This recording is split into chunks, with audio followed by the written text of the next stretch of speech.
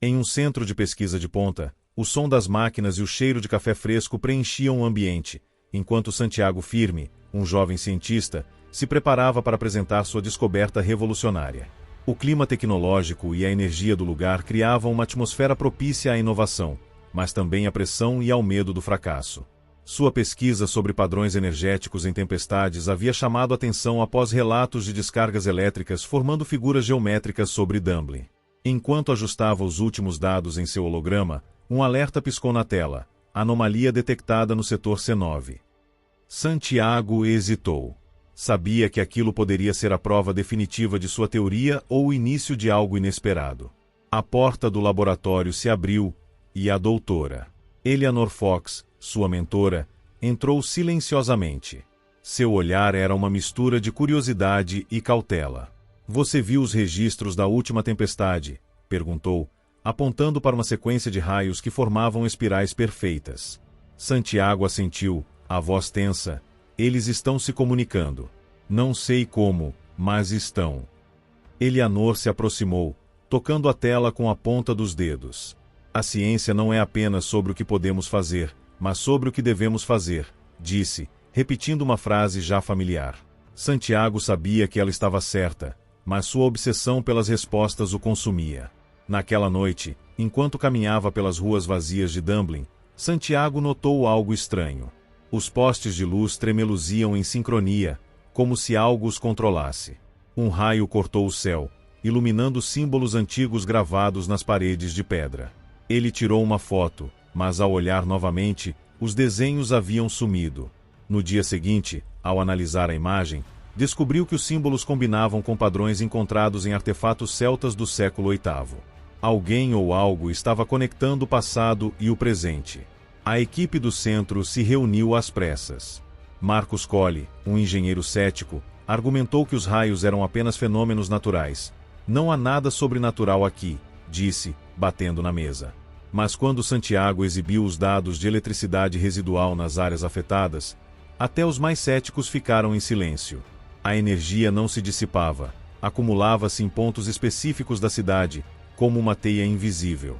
Eleanor sugeriu uma expedição ao local onde os primeiros relâmpagos foram registrados, uma igreja abandonada no coração do distrito histórico. Dentro da igreja, o ar estava carregado de eletricidade estática. Santiago posicionou os sensores, enquanto Eleanor examinava as paredes desgastadas. De repente, um raio atingiu o campanário, e os instrumentos enlouqueceram. No chão, luzes azuis começaram a formar os mesmos padrões vistos nos céus. Eleanor segurou o braço de Santiago. "Isso não é normal", sussurrou. Antes que ele respondesse, um homem desconhecido apareceu à porta. Vestia um casaco longo e carregava um dispositivo que parecia antigo e moderno ao mesmo tempo. "Vocês não deveriam estar aqui", disse, sua voz grave ecoando. A perseguição que se seguiu foi breve. O homem desapareceu em um beco, deixando para trás um diário com anotações sobre condução atmosférica.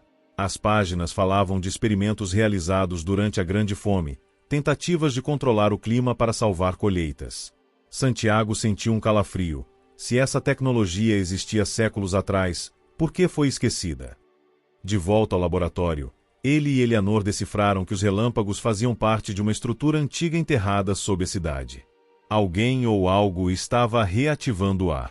Enquanto isso, relatos de moradores cresciam. Crianças desenhavam os padrões sem saber de onde vinham. Idosos juravam ouvir vozes durante as tempestades.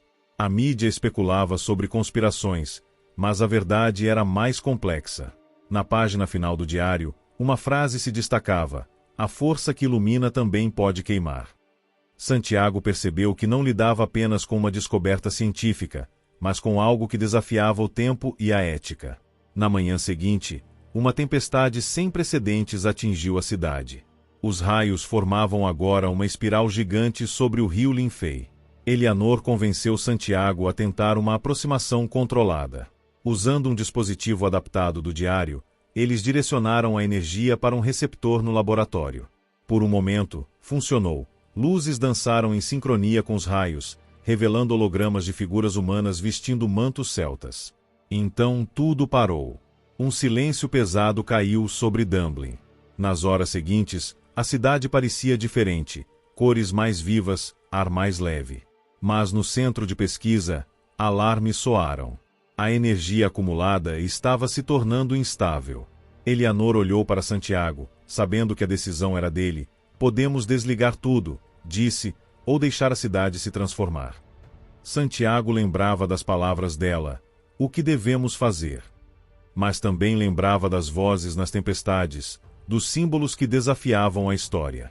Enquanto o relógio marcava meia-noite, ele escolheu. O ar no laboratório estava carregado de eletricidade estática quando Santiago girou a chave do receptor. A máquina rangeu. Luzes vermelhas piscavam em sincronia com os raios lá fora. Eleanor segurou o console, seus dedos tremendo. A força está aumentando, avisou, mas Santiago não respondeu. Na tela, os padrões se transformavam em coordenadas, mapeando túneis subterrâneos nunca vistos em registros oficiais. Um mapa antigo, esculpido em pedra sob a cidade, brilhava em tons de azul. Do lado de fora, Dublin mergulhava no caos. Pessoas corriam enquanto postes explodiam em chamas coloridas. Marcos, que monitorava as ruas, enviou uma mensagem cifrada. Eles estão acordando. Não sei o que são, mas estão por toda parte. Eleanor digitava freneticamente, tentando estabilizar o sistema, mas cada tentativa fazia o holograma projetar novas imagens. Figuras entrelaçadas a circuitos, máquinas movidas à eletricidade atmosférica, um símbolo celta que parecia um olho num raio. Foi então que o homem do casaco reapareceu. Desta vez, ele não estava sozinho. 2 vultos encapuzados o seguiam, carregando dispositivos idênticos ao que deixou para trás. Vocês ativaram o sistema, disse, sua voz mais urgente. Essa teia não foi feita para humanos. Ela escolhe. Antes que Santiago pudesse perguntar o que aquilo significava, um estrondo sacudiu o prédio. O receptor superaqueceu, liberando uma onda que queimou os monitores. Na escuridão, Eleanor agarrou o braço de Santiago. Escute, sussurrou. Ele ouviu vozes murmurando em uma língua desconhecida, ecoando pelas paredes. O mesmo som que os moradores descreviam durante as tempestades. O homem avançou, ignorando o caos. Vocês têm 2 opções, destruir a teia ou se juntar a ela. Mas saibam que ela não tolera hesitação. Ele colocou um objeto na mesa, uma engrenagem entalhada com os símbolos do diário. Santiago pegou a peça, sentindo-a vibrar. Instantaneamente, flashes de memórias que não eram dele invadiram sua mente. Campos verdes sob tempestades controladas, cidades iluminadas por relâmpagos domesticados, um pacto selado com sangue em um altar de pedra. Eleanor o sacudiu. Pare. Isso não é seguro. Mas ele já estava conectado, vendo através dos olhos de quem criou a teia. Marcos entrou correndo, o rosto pálido. A energia está se espalhando para o metrô. Pessoas estão desaparecendo nas estações. O homem assentiu. A teia sempre busca equilíbrio. Ela puxa o que precisa para sobreviver. Enquanto discutiam, o céu clareou, revelando uma aurora artificial. Os raios tinham parado, mas a cidade inteira zumbia como um motor. No laboratório, o holograma projetou uma mensagem final. Quem controla a tempestade controla o tempo. Eleanor olhou para Santiago, percebendo a peça em sua mão. Isso não é tecnologia. É um organismo. E está vivo. A verdade começou a fazer sentido. Os relâmpagos não eram fenômenos naturais, mas tentativas de comunicação. A teia sob Dublin não era humana, mas algo que observava as pessoas há séculos, esperando o momento certo. O homem, identificado como Corna, explicou que ela fora lacrada durante a Grande Fome para evitar que caísse em mãos erradas. Agora ela escolheu vocês, disse, apontando para Santiago. E vai exigir um preço. Com a noite avançando, os 4 se viram diante de um dilema: desligar a teia e apagar séculos de conhecimento ou abraçar seu poder, mesmo que isso significasse perder parte da humanidade. Marcos argumentou que a tecnologia podia salvar milhões. Eleanor temia que a teia corrompesse suas intenções. Corna apenas observava, como se já soubesse o desfecho. Santiago, ainda segurando a engrenagem, lembrou das figuras holográficas, cientistas do passado queimados por tentar controlar o que não entendiam. Pensou nos desaparecidos, nas vozes. Quando falou, sua voz era uma mistura de determinação e medo. Não podemos destruí-la. Mas também não podemos confiar nela. Corna sorriu pela primeira vez. Então você entendeu. Com um gesto, ativou a engrenagem, lançando-os em direção ao coração da cidade. O mundo desabou em luz. Quando Santiago abriu os olhos, estavam no subsolo de Dublin, cercados por paredes de pedra cobertas de veias luminosas que pulsavam como vasos sanguíneos. O ar cheirava a ozônio e terra molhada. Eleanor segurava um dispositivo cuja luz revelava hieróglifos que se moviam como se fossem vivos. Isso não é uma máquina, murmurou. É um corpo. O coração da cidade estava vazio, mas não silencioso. As veias pulsavam com uma vida própria, como se respirassem. Santiago sentiu uma conexão que ia além do tempo. Corna caminhava à frente. Este lugar é antigo. Mais antigo do que qualquer civilização. A teia não foi feita por humanos, mas por algo que os observou, aprendeu e esperou. Eleanor segurava o dispositivo com mãos trêmulas. Isso não é só força. É consciência.